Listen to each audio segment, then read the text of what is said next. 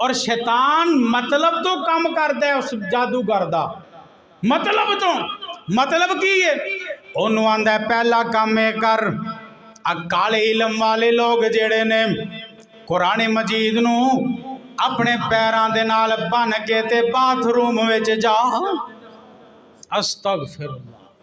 काला इलम करने वाले लोग एक काम करेगा शैतानों की मदद करेगा, पहला काम ये करवा दे। दूसरा वो आंदा जेड़ी गंदगी की थी ये कुरान दियां आयतां लिख अस्तगफिरुल्लाह, कुरान दे अल्फाज लिख। तीसरे नंबर ते हैज दे खून दे नाल कुरान दियां आयतां नू लिख। चौथे नंबर ते सूरतुल फातिहा नू उल्टा लिखिया जांदा है। पांचवें नंबर ते बगैर वुजू तो नमाज पढ़ी जाती है।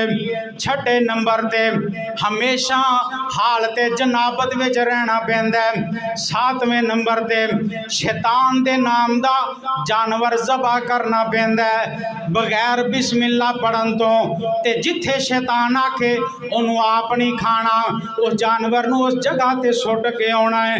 आठवें नंबर ते जादूगर जेड़े ने ये आसमाना दे तारियां नू सजदा करते ने, इन्हां दे सामने मुखातब होंदे ने।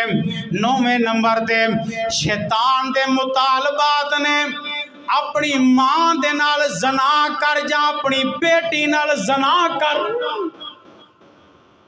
असी शौक नाल जादूगर दे सामने जाके बहने हैं, आ मैनू जादू लिख के दे, आ करके दे, फलां कोलों मैं बड़ा तंग हाँ।